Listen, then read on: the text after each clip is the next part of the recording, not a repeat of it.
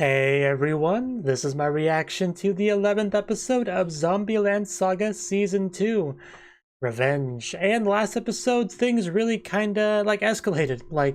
We got a lot of information, we got a lot of pieces moving, a reporter actually confronted Kotaro, and was about to actually publish the thingy, but then power went out, luckily for us. Right. And also we got the big old lower drop about the curse and Saga, and the girls all died to the curse because they would have been key figures in helping Saga or something like that, and he uses our bartender friend's special zombie resurrection techniques to bring them back, make them into an adult unit for a Zombieland Saga project, and he's gonna save Saga from the catastrophe with that somehow, right? It's something like that. But yeah, that's kind of where we're at now. We kind of ended off with a big storm in Kyushu, and that may be the catastrophe. I mean, the bartender seemed a bit concerned, but it could be a bit of a false alarm. But it's still a problem either way, even if it's not the specific thing that obliterates Saga forever. But it's not great, that's for sure. We got our ES thing we're trying to do. Kotaro is very determined to have this be a success, not make the same mistakes as last time. So I do hope that it goes well. I guess we'll find out. So let's jump on in. 3, 2, 1, play. February of 2020. What a time that was. Hello, time. I mean, that's one way to wake up. Good to see everyone's fine. Okay, be careful. Are you not feeling great? I mean, you're a zombie, you shouldn't be sick. Is the house floating in the water? Is that what's happening? Because that would be pretty crazy. Are we literally just a boat right now? Because I think that's what it is. That would explain everything. Getting some zombie motion sickness, seasickness.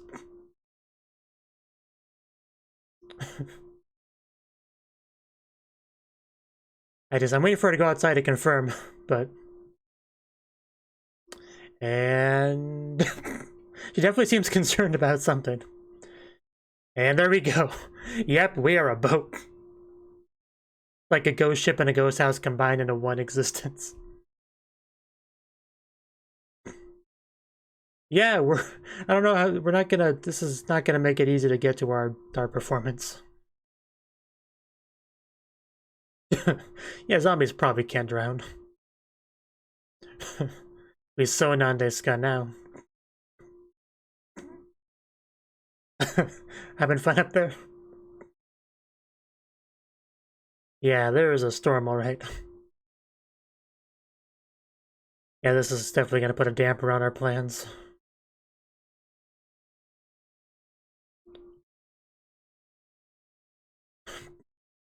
You know, by shitty ignoring him. Are you trying to open the door or keep people out? Could be either one, really. Okay. That's gonna break any second. Yeah, like that.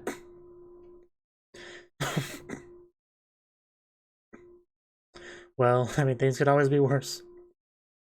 Wait, did we really land on a deserted island? Off of a house? Okay.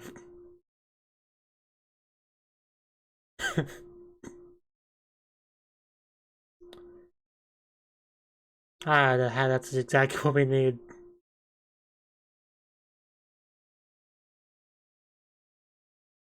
Our emergency food supply up.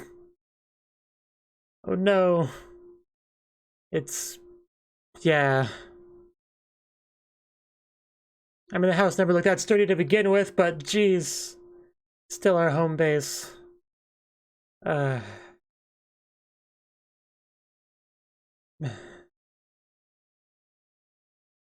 Well,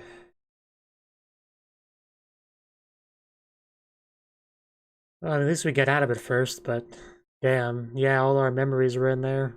It's where we met, it's where we bonded. Yeah, I noticed. Oh yeah, that's pretty important.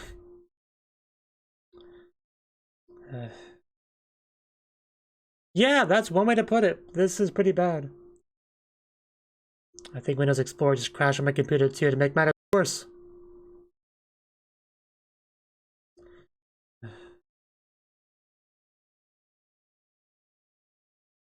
I mean, not really by choice.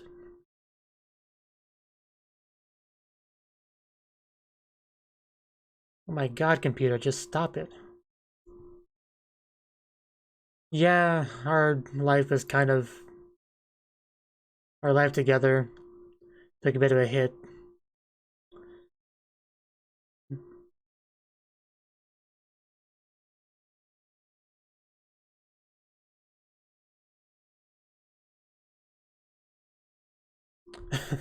Mommy, I want to go home. Maybe we could put on a performance to raise morale.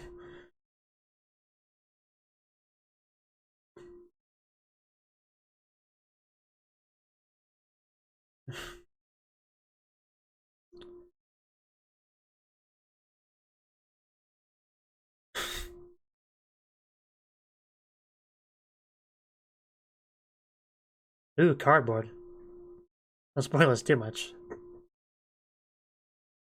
0, 1, 2, 3, 4. I'm not gonna remember it. Okay, I get it. There's out of the numbers and co. I gotcha. Oh my god, wait, I didn't even. Oh, wow, okay, that's a problem. Okay, she's not too far away.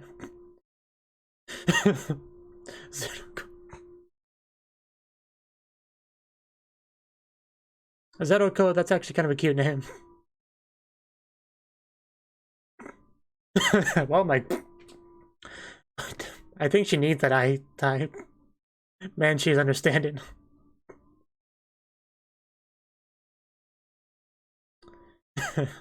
Okay, so we are helping out.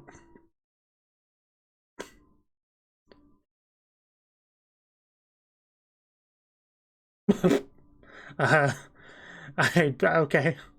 I guess that's one way to play with the kids. Probably not the best idea, though. But I like the enthusiasm. Suck.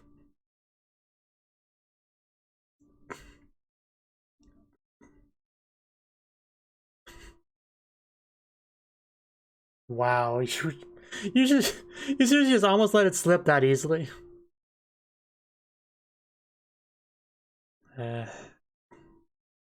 Stop ignoring me. Really more heartbreaking than seeing kids having to deal with a natural disaster like this. They really don't even really fully understand the situation. Luckily, we have idols here. Then it's a song too. Oh my gosh, she's seriously doing it. Kind of gives identity away a bit, but I guess it's fine. Hey, who needs music playing in the background? Lily's got this. When you got that much talent, you make it work.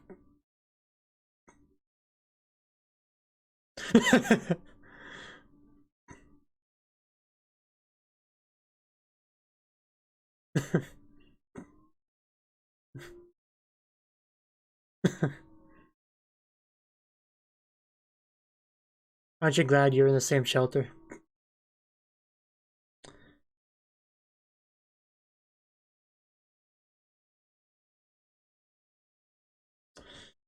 Whole prefecture.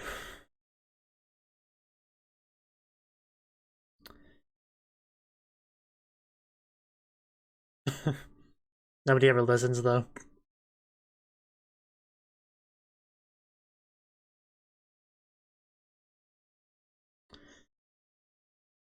Got more important things to deal with now than exposing our zombie girls. That's one silver lining to this.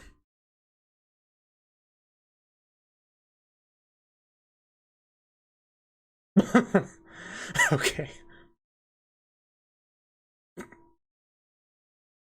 I don't understand the hand movements, though.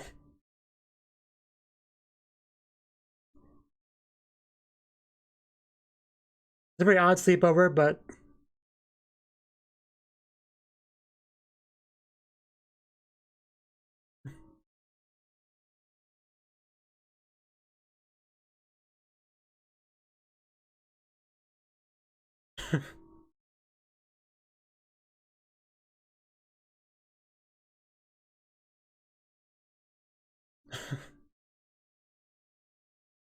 Those girls. Yeah, speaking of, they're right over there. You probably recognize them. Maybe he'll get an appreciation for them in this situation and then not want to expose them. That might happen. Oh yeah, we actually have a stage. Okay, we might actually do it here.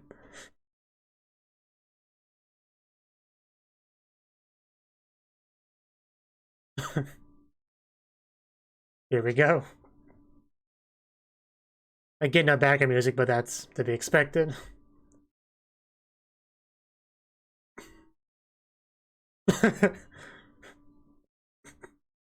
Actually adds an extra level of charm to it when they have to do it without it.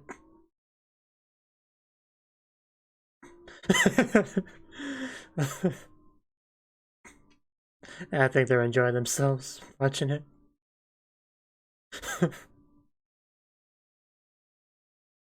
Show me the jumping from that one Saki performance of season 1.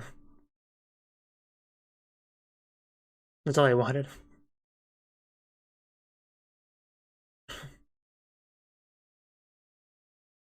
We're good girls, we help. I bet. Kind of a bit of a captive audience, almost. I got nothing better to do, nowhere to go.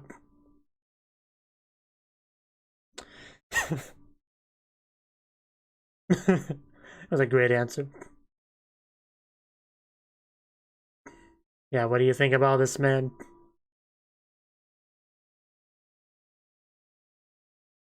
He's trying to save Saga, not make a quick buck. Not that he fully understands that. Good to see you're still alive. I mean, last time we saw you looked pretty bad, but he's hanging in there. I mean, even if you did, Bartender could hook you up. Oh, is that our favorite police officer? Okay, yeah, we can't last much longer. Hey, no, come back. We could actually use your help, oddly enough. Get a bucket and start.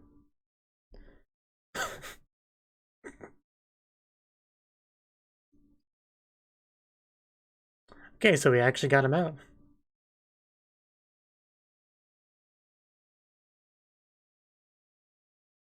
Yeah, that's true. Can't be too far away from his idols. Maybe they would be lost without him. Yeah, he knows.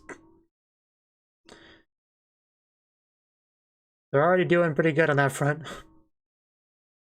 Right now, they're very much the heroes that Saga needs.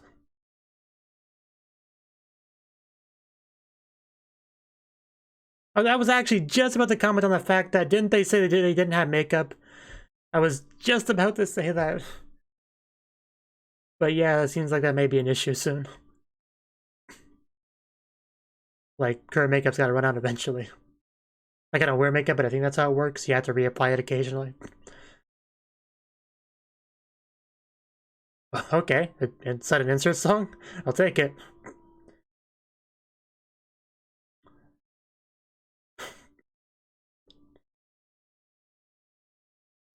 Also, is that Kotaro singing? I can't quite tell, but...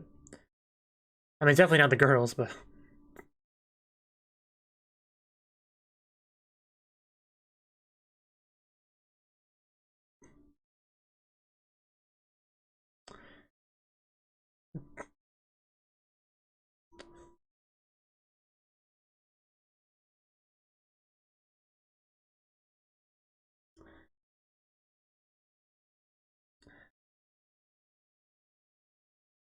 I was actually getting getting chills from this song. Getting songs from this chill. Oh, hey. Yeah, I mean, if there's ever a time... if there's ever a time a boat would come in handy, it'd be this one.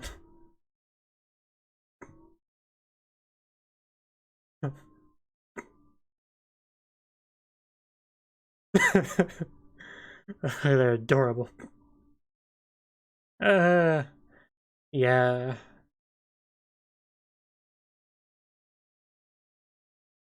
Yeah, we're gonna need some big masks, clothes to cover up all the skin.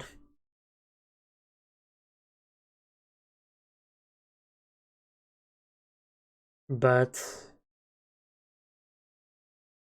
yeah, it's not exactly something that you could just deal with off-the-shelf random makeup.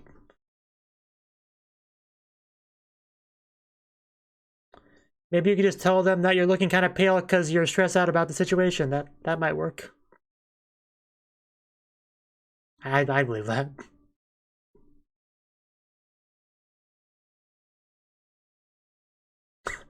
Yeah, I knew you'd be in for a tie.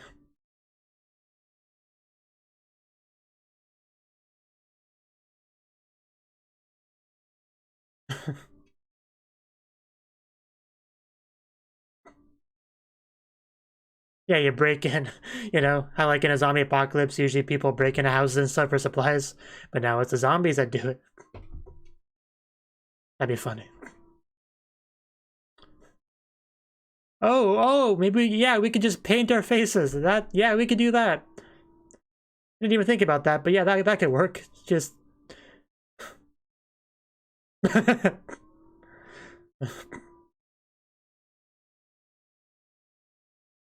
Or literally just make our own masks. Okay, that works too.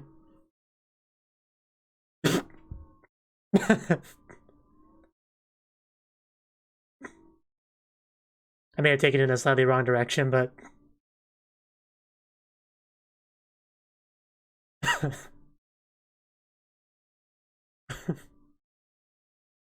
I don't think they were expecting that. I mean, it's better than you know, them knowing you're zombies.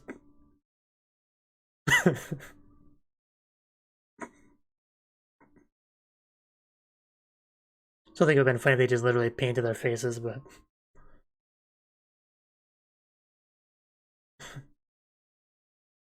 masks are pretty silly. Just waiting. I was about to say, I was waiting for the mask to come off. I didn't think it'd be that fast, but well, damn, that didn't work. That didn't work at all. So, yeah, what's our plan B? How do we explain this?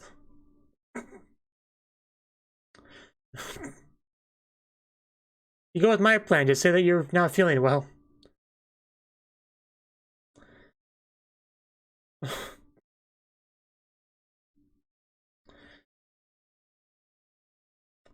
How is this gonna go?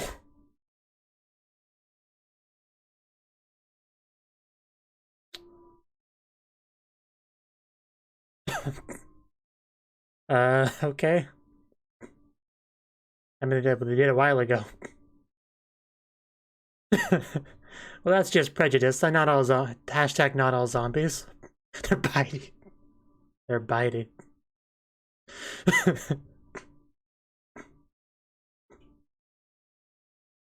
So, well, yeah, they are French shushu. So, yeah, I don't think they mind too much.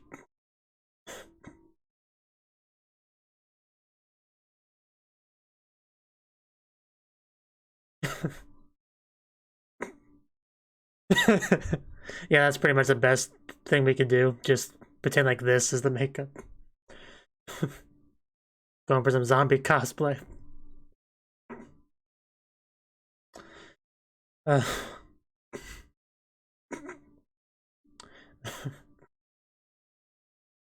this will be our first time that we can actually perform on stage as ourselves too, so that's pretty cool. Not holding anything back.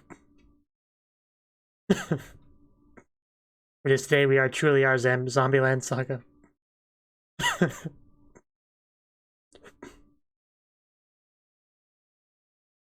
Glad you finally realized that.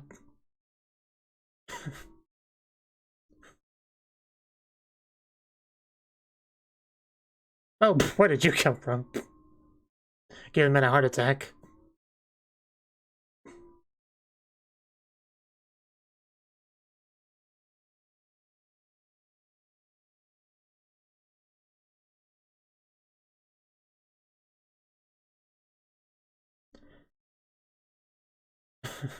Yeah, I lucked out on that one.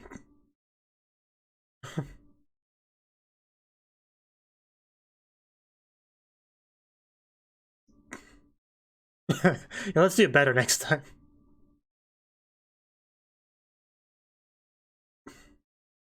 We're really just not gonna fix that shirt or get a new one. Nice to see you too.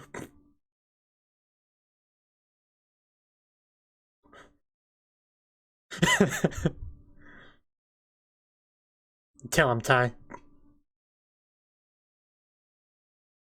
Oh, did you bring the makeup? But I think the audience appreciated their natural beauty. Okay, so definitely determined on that.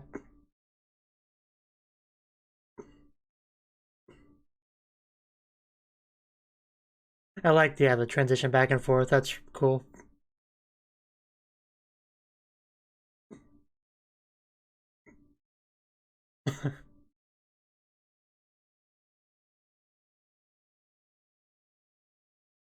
Always have been.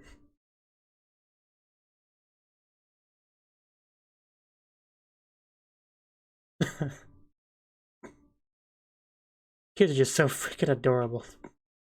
I mean, how could you not want to perform for them?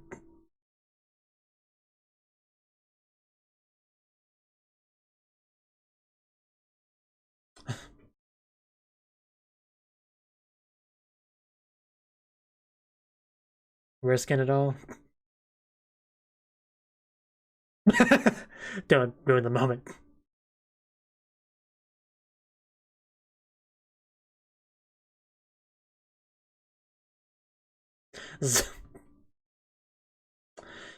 Well said.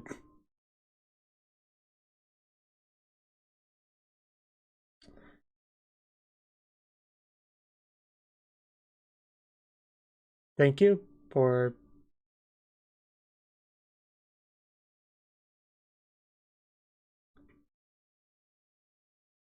Except for the one time you've never given up.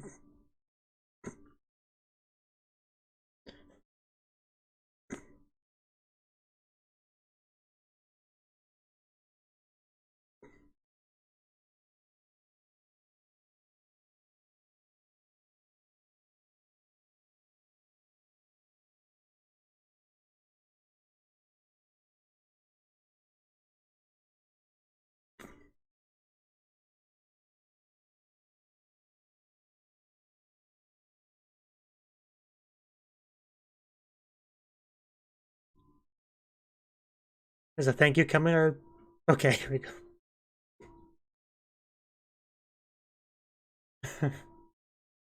After almost 2 seasons, he got a thank you. Oh. Oh, wow. Okay, wow. You were getting... Okay, we're getting it.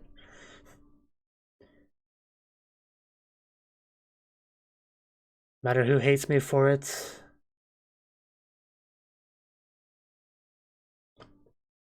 I'm doing it.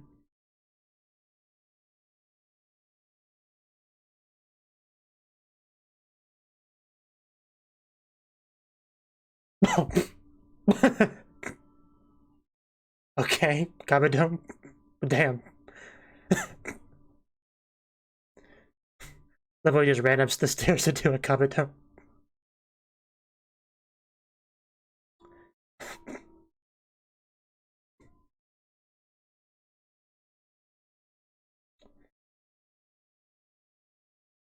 Eternal idols.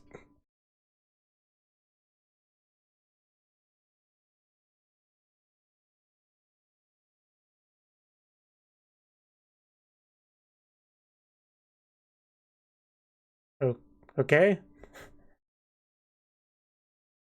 Not quite sure what that means, but okay. Gonna surprise her a little bit. But yeah, definitely got some solid confirmation there that he did know her from before. Very brief little flashback there. Oh, okay. No idea, apparently. Okay. Okay. Well, that was the 11th episode of the 2nd season of Zombieland Saga. And this was a really good episode. I'm not quite sure where to begin. I mean, obviously, we had to deal with the aftermath of the big old storm. And it was pretty bad. It was pretty bad. I mean, nobody we know died or anything.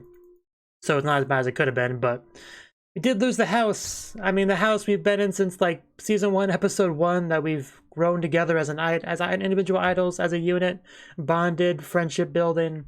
You know, the setting up all that stuff is just broke all around us because of the stupid storm, which is probably related to the stupid curse. And yeah, all the makeup was also lost there as well. So that was a pretty bad stuff. Luckily, we were able to go to a shelter, and that's where the episode really took off, because this was such a good opportunity to have our idols really get to like play an important role, like have their idolness really come in handy. I don't know if that's the best way to phrase it, but like it really gave them the perfect opportunity to really make a big difference in people's lives. Because when you just like lived through a big old natural disaster, probably lost a lot of your stuff, you know, house probably broken, or at least, you know, severely damaged.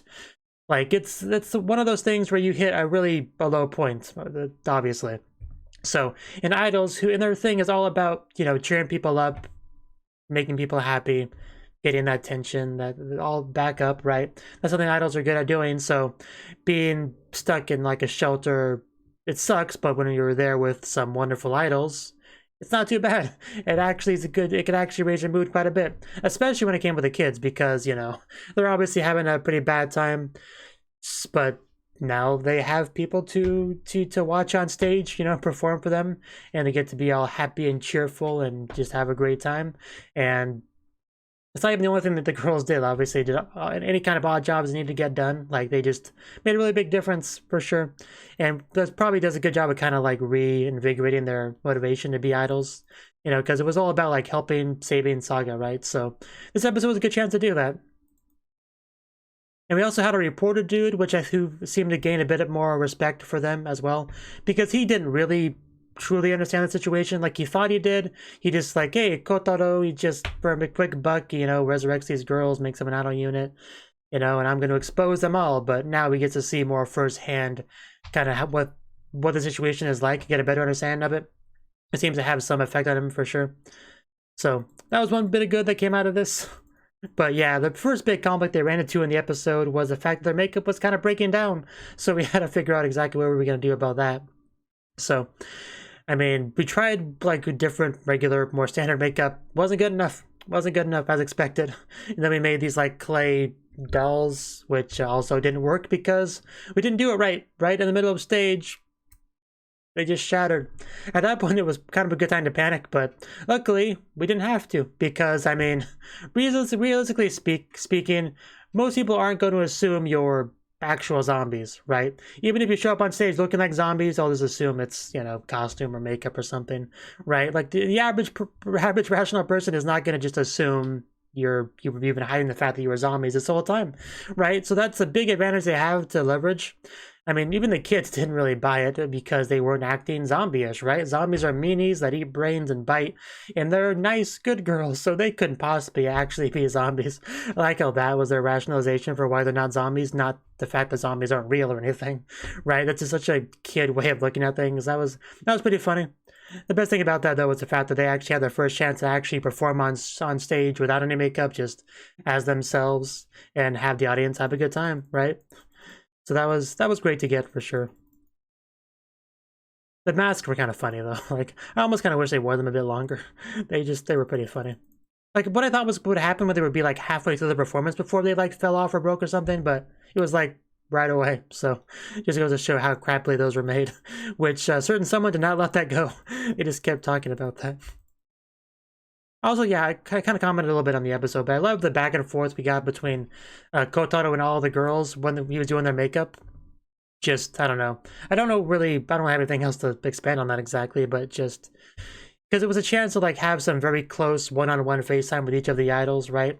Got a really good close look up on their faces, you know, because they're each kind of like have their own emotion right now. Like Saki looked a bit more on the angry side, whereas Yuki did not, right? So it was just a really cool little animation moment, character moment. Because I mean, we've been separated for a while, but at the end of the day, we definitely do appreciate Kotaro, right? And I kind of felt that there. And then we got even more appreciation because later on the episode, Sakura, she straight up actually said thank you. Like, as soon as I saw that scene where Kotaro was downstairs, Sakura was upstairs, I was thinking, okay, we have a bit of a dramatic setting here. We're gonna have a pretty nice little moment here. And we did. Sakura actually you know, express some gratitude. Because, I mean, episode 1, season 1, Sakura wanted to become an idol. Obviously, it didn't quite work out because of a truck-kun, but this man kind of went the extra mile to make sure she could do that, right? She kind of lost her dream there, and Kotaro went through all this, resurrecting her, you know, helping them train, getting the other girls, getting all the, you know, all the normal manager stuff. He went through all of that and kind of gave her back her idol dream, you know, even be able to be with Ai, right? So, like, if you really think about it, he's done it incredibly a lot for her, and it would just be natural to have, you know, a little bit of gratitude about that. You know, Kotaro's been through a lot himself. I mean, he yells at them a lot and stuff, so sometimes it's easy to forget that, you know, you should probably still be grateful because of how, you know, aggressive he is with them sometimes, but it doesn't change the fact of what he's done for them, even if he has his quirks, right? So, you know, this opportunity really gave Sakura a chance to say that. And yeah, I want to go back to the part with the actual brief little flashback, because I think it was right about here. Yeah, thank you, Inui-kun, which had to have been from, yeah, the past, because current Sakura wouldn't call him that. But yeah, her thanking him here reminded him of her thanking him there, right? I don't think we've seen this flashback before. Like, I actually just can't remember how much we know about the Kotaro Sakura stuff. I just don't quite remember how much we've gotten on that and how much was just my own speculation. But we had a thank you there. We had like rain and snow, which, I mean, looks like maybe a location of a funeral or something similar. Like, it's very stylized, like, and we don't get to see much. He mentions nobody, no matter who hates me for it. You know, even if it means taking on a god or a devil. After he slams the wall, then we have the paper. Yeah, it doesn't really say much too important. Just, yeah, new member audition, right? Wait, is that the paper? Did you, like, pick did Sakura, like, drop it and you picked it up afterwards? That's probably what that was. I'm doing it. Yeah, it's probably in reference to just bringing her back to life, like, because that was probably the first, Sakura probably was the first one he actually brought back to life, I would assume. So that's probably, yeah, he probably had a bit of a, like, internal moral dilemma about whether it's okay to do that or not. That's probably kind of what that's referring to. Because if he was, like, friends with Sakura back in the day, then, yeah, of course he'd want to bring her back. I mean, that's a pretty natural thing. Yeah, that's the way he just, like, runs up the stairs and goes full Kabedon, and just a look at Sakura's face throughout that entire thing was great. But yeah, I really got the, you know, the feelings from Kotaro during that scene. Sakura looked fairly confused because, you know, I assume she doesn't remember any of the past stuff in regards to Kotaro. Like, it seems like she doesn't remember any of that.